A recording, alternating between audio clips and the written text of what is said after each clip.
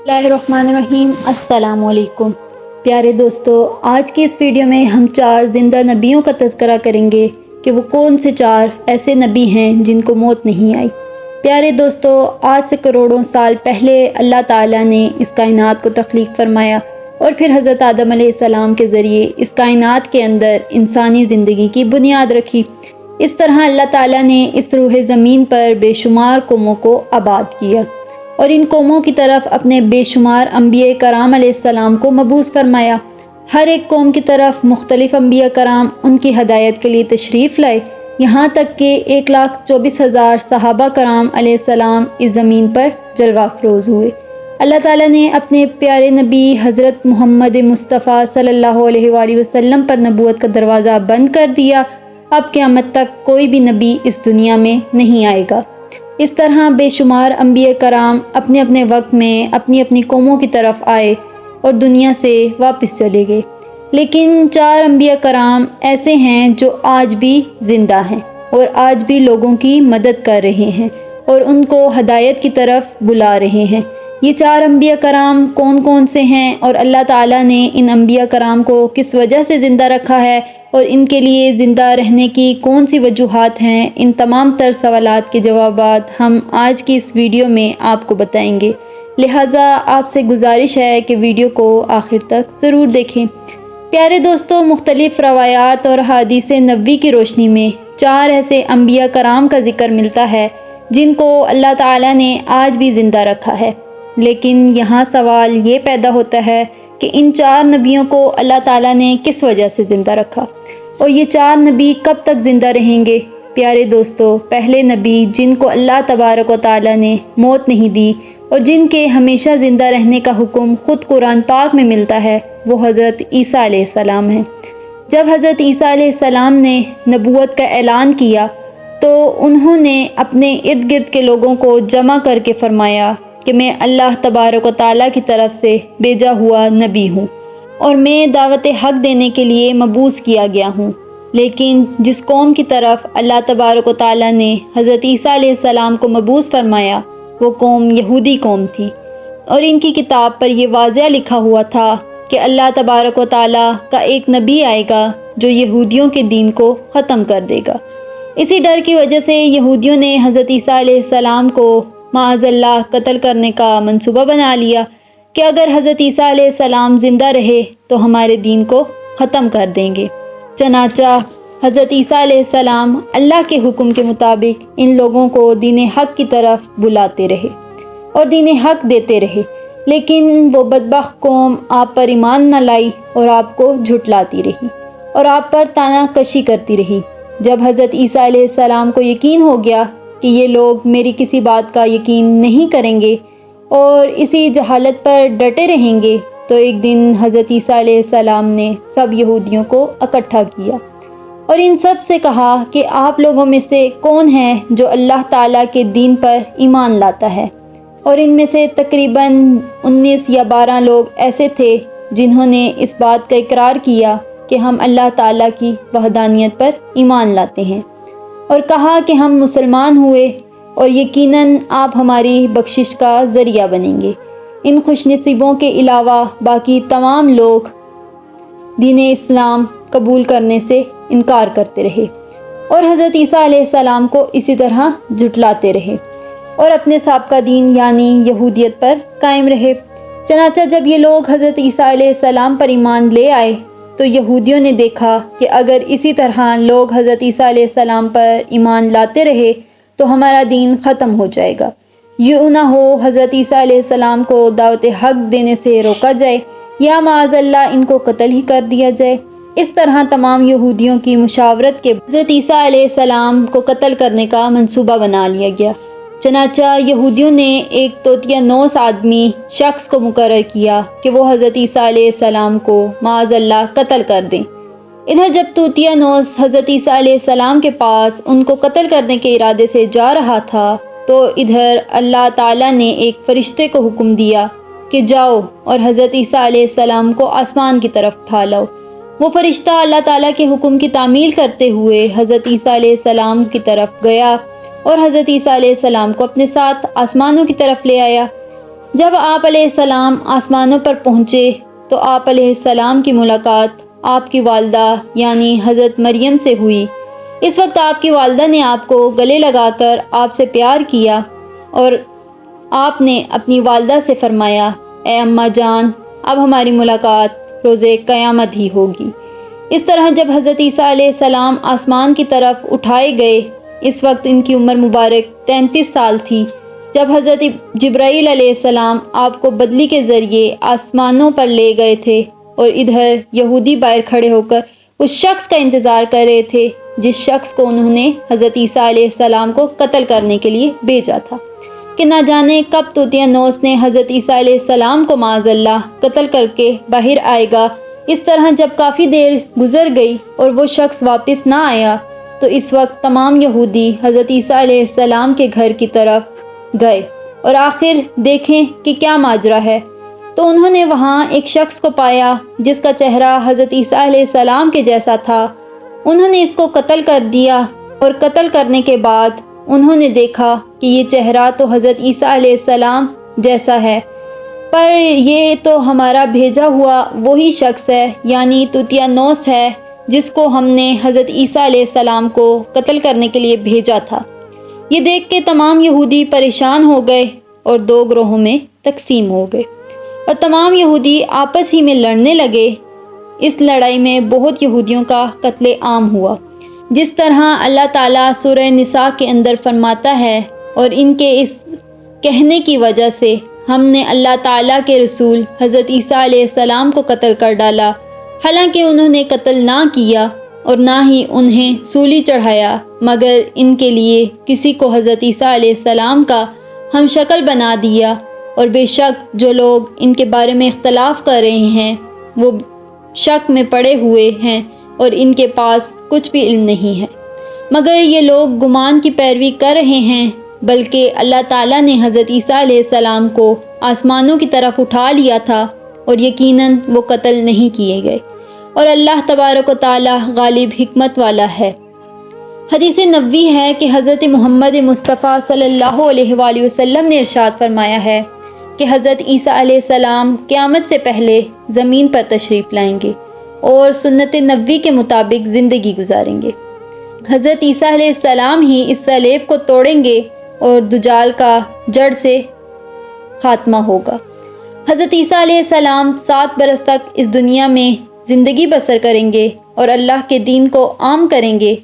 آپ کو مدینہ کی سرزمین میں گنبد خضرا میں دفن کیا جائے گا، اور جو لوگ یہ عقیدہ رکھتے ہیں کہ حضرت عیسیٰ علیہ السلام معاذ اللہ قتل ہو گئے ہیں یا سولی پر لٹکا دیے گئے ہیں، وہ دائرہ اسلام سے خارج ہیں اور وہ کفر کر رہے ہیں۔ پیارے دوستو، اب بات کرتے ہیں دوسرے نبی کی جن کو اللہ تبارک و تعالیٰ نے زندگی عطا فرمائی ہوئی ہے، وہ ہیں حضرت خضر علیہ السلام۔ حضرت خضر علیہ السلام ظاہری طور پر اس وقت اس دنیا میں تشریف لائیں گے جب دجال اس دنیا میں ظاہر ہو چکا ہوگا اور اس دنیا میں فتنہ و فساد پھیلا رہا ہوگا، اور دجال لوگوں کو اللہ تبارک و تعالیٰ کے دین سے دور کرے گا۔ اس وقت حضرت خضر علیہ السلام ان لوگوں کو اللہ تعالیٰ کے دین کا حکم دیں گے اور ان کو اللہ تعالیٰ کی وحدانیت کی طرف بلائیں گے۔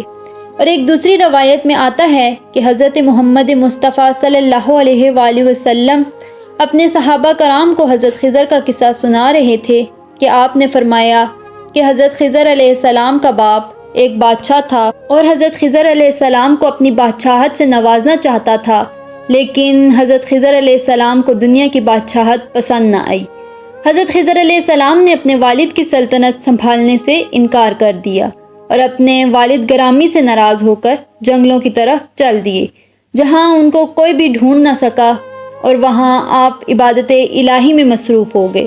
اسی دوران آپ کا گزر ایک آب حیات کے چشمے سے ہوا اور اسی چشمے سے پانی پی کر آپ تاحیات زندہ رہنے میں کامیاب ہو گئے، اور آپ کا تاحیات زندہ رہنے کا ذکر بہت سی روایات میں ملتا ہے۔ جس طرح حضرت انس رضی اللہ تعالیٰ عنہ نے ایک روایت نقل کی ہے کہ جب حضرت محمد مصطفیٰ صلی اللہ علیہ وآلہ وسلم کا ظاہری وصال ہوا تو ایک بزرگ سارے مجمع سے ہوتا ہوا حضرت محمد مصطفیٰ صلی اللہ علیہ وآلہ وسلم کے جسم انور کے پاس آ کر رک گیا۔ اس وقت اس شخص نے کچھ پڑھا اور واپس چلا گیا۔ اس کے جانے کے بعد صحابہ کرام رضی اللہ تعالیٰ عنہ نے پوچھا کہ یہ شخص کون تھا، تو اس وقت اس مجمع میں کھڑا کوئی بھی انسان اس شخص کے بارے میں علم نہ رکھتا تھا۔ تو اس وقت حضرت علی رضی اللہ تعالیٰ عنہ نے بولا، اس شخص کو میں جانتا ہوں، یہ حضرت خضر علیہ السلام ہیں۔ حضرت خضر علیہ السلام اللہ کے حکم سے مصیبت زدہ لوگوں کی رہنمائی کرتے ہیں، اور حضرت خضر علیہ السلام لوگوں کی اصلاح کر کے ان کو اللہ تبارک و تعالیٰ کے حکم سے زندگی بسر کرنے کا حکم دیتے ہیں۔ اور حضرت خضر علیہ السلام بہت ہی نیک اور خدا ترس انسان ہیں۔ اور بعض روایات میں حضرت خضر علیہ السلام کا ذکر حضرت ذوالقرنین کے ساتھ آیا ہے۔ حضرت خضر علیہ السلام حضرت ذوالقرنین کے ساتھ کسی سفر پر گئے اور وہاں پر آپ نے آب حیات پیا اور اس سے آپ کو تا حیات زندہ رہنے کا موقع ملا۔ پیارے دوستو، حضرت عیسیٰ علیہ السلام اور حضرت خضر علیہ السلام کے بعد تیسرے زندہ نبی کا ذکر ملتا ہے، وہ حضرت الیاس علیہ السلام ہیں۔ آپ کا ذکر قرآن مجید میں 2 جگہ ملتا ہے۔ جس طرح تفاسیر میں بیان ملتا ہے کہ حضرت الیاس علیہ السلام کو ایک نورانی گھوڑے پر بٹھا کر آسمانوں کی طرف لے جایا گیا۔ جس طرح حضرت انس رضی اللہ تعالیٰ عنہ سے روایت ہے کہ میرا اور حضرت محمد مصطفیٰ صلی اللہ علیہ وآلہ وسلم کا گزر ایک پہاڑی سے ہوا، اور وہاں سے گزرتے ہوئے ہمیں ایک آواز سنائی دی کہ اے اللہ تبارک و تعالیٰ، مجھے بھی حضرت محمد مصطفیٰ کا امتی بنا دے۔ یہ آواز سنتے ہی اللہ تبارک و تعالیٰ کے نبی نے مجھے یہ حکم دیا کہ اے انس رضی اللہ تعالیٰ عنہ، اس آواز کا پتہ لگاؤ، یہ کون ہے؟ حضرت انس رضی اللہ تعالیٰ عنہ بیان فرماتے ہیں کہ جب میں اس پہاڑی کے اندر گیا تو میں نے دیکھا کہ ایک سفید پوش بزرگ اللہ تبارک و تعالیٰ کی عبادت میں مشغول تھا۔ جب اس نے مجھے دیکھا اور کہا کہ اے بندے، تو محمد مصطفیٰ صلی اللہ علیہ وآلہ وسلم کا صحابی ہے، تو اس وقت حضرت انس رضی اللہ تعالیٰ عنہ نے جواب دیا، جی ہاں۔ اس بندے نے کہا، میرا سلام محمد مصطفیٰ کو پہنچا دو، اور محمد مصطفیٰ کی بارگاہ میں عرض کرنا کہ حضرت الیاس علیہ السلام آپ کو ملنا چاہتے ہیں۔ میں نے واپس آ کر حضرت الیاس علیہ السلام کا پیغام حضور اقدس صلی اللہ علیہ وآلہ وسلم کی خدمت میں پیش کیا، تو حضور صلی اللہ علیہ وآلہ وسلم میرے ساتھ وہاں چلے گئے۔ جب ہم لوگ حضرت الیاس علیہ السلام کے پاس پہنچے تو میں پیچھے کھڑا ہو گیا، تو حضور پاک صلی اللہ علیہ وآلہ وسلم اور حضرت الیاس علیہ السلام کافی دیر تک آپس میں بات کرتے رہے۔ اللہ تعالیٰ کی طرف سے ان پر آسمان سے کھانا نازل ہوا، تو حضرت محمد مصطفیٰ صلی اللہ علیہ وآلہ وسلم نے مجھے بھی اپنے پاس بلایا۔ اس طرح ہم تینوں نے مل کر کھانا کھایا۔ جب کھانا ختم ہوا تو میں نے دیکھا ایک سفید پرندہ آسمان سے نیچے کی طرف آ رہا ہے۔ وہ پرندہ حضرت الیاس علیہ السلام کے پاس آیا۔ حضرت الیاس علیہ السلام اس پرندے پر سوار ہو کر آسمان کی طرف چل گئے۔ بعض علماء شریف نے لکھا ہے کہ حضرت خضر علیہ السلام اور حضرت الیاس علیہ السلام ہر رمضان میں بیت المقدس میں تشریف لاتے ہیں اور وہاں پر روزے رکھتے ہیں، اور حج کے موقع پر حج ادا کرتے ہیں۔ یہ دونوں نبی مختلف مقامات پر مصیبت زدہ لوگوں کی مدد کرتے ہیں۔ پیارے دوستو، اب بات کرتے ہیں چوتھے نبی کی جو آج بھی زندہ ہیں۔ وہ حضرت ادریس علیہ السلام ہیں، جن کے زندہ ہونے کی روایتیں بھی ملتی ہیں۔ جس طرح اللہ تبارک و تعالیٰ نے سورہ مریم کے اندر ارشاد فرمایا ہے کہ وہ ایک پرہیزگار اور نیک انسان اور نبی تھے۔ اللہ تعالیٰ نے حضرت ادریس علیہ السلام کو جنت سے اٹھا لیا تھا۔ شب معراج کی رات چوتھے آسمان پر حضرت محمد مصطفیٰ صلی اللہ علیہ وآلہ وسلم اور حضرت ادریس علیہ السلام کی ملاقات ہوئی تھی۔ حضرت ادریس علیہ السلام کا چھٹے آسمان پر بھی ہونے کا ذکر ملتا ہے۔ حضرت ادریس علیہ السلام زمین کی سیر و سیاحت کے ساتھ ساتھ اللہ تبارک و تعالیٰ کے ذکر میں بھی مشغول رہا کرتے تھے۔ حضرت ابن عباس رضی اللہ تعالیٰ عنہ سے روایت ہے کہ حضرت ادریس علیہ السلام ایک درزی کا کام کرتے تھے۔ آپ کپڑوں کی سلائی کرتے اور اللہ کا ذکر بلند کرتے جاتے۔ جب شام ہوتی تو آپ کی نیکیاں بے تحاشا ہو جاتی۔ زمین پر رہنے والے انسانوں میں سب سے زیادہ نیکیاں حضرت ادریس علیہ السلام کی ہوتی، اور آپ کی نیکیاں اللہ تعالیٰ کے ہاں شمار ہوتی تھی۔ حضرت ادریس علیہ السلام کو زندہ آسمانوں کی طرف اٹھا لیا گیا تھا۔ ایک مرتبہ ملک الموت حضرت ادریس علیہ السلام کی خدمت میں حاضر ہوئے تو حضرت ادریس علیہ السلام نے ان سے کہا کہ مجھے موت کا ذائقہ چکھنا ہے۔ چنانچہ آپ کے کہنے پر ملک الموت نے آپ کی جان نکال لی تھی اور پھر اللہ تعالیٰ کے حکم سے آپ کو زندہ کر دیا۔ آپ نے فرشتوں سے درخواست کی کہ میں دوزخ کو دیکھنا چاہتا ہوں۔ آپ کو دوزخ میں لے جایا گیا اور پھر اس کے بعد وہاں کی سیر کروائی گئی۔ پھر آپ نے جنت کی سیر کرنے کا ارادہ کیا تو آپ کو جنت کی سیر کرائی گئی اور آپ کو جنت میں داخل کر دیا گیا۔ جنت کو دیکھنے کے بعد حضرت ادریس علیہ السلام نے یہ فیصلہ کیا کہ اب میں یہیں پر رہنا پسند کروں گا۔ چنانچہ اللہ تعالیٰ کی طرف سے اس فرشتے کو حکم ملا کہ حضرت ادریس علیہ السلام کو وہیں رہنے دیا جائے۔ تو پیارے دوستو، حضرت ادریس علیہ السلام ہی وہ چوتھے نبی ہیں جو آج بھی زندہ ہیں اور جنت میں موجود ہیں۔ امید ہے آپ کو آج کی ویڈیو اچھی لگی ہوگی۔ ویڈیو اچھی لگی ہو تو ویڈیو کو لائک اور شیئر ضرور کیجیے گا اور مزید ایسی ویڈیوز دیکھنے کے لیے ہمارے چینل کو سبسکرائب کر لیجیے گا۔ اللہ سے دعا ہے کہ اللہ ہمیں اپنے فرمانبردار بندوں میں شمار کرے۔ آمین۔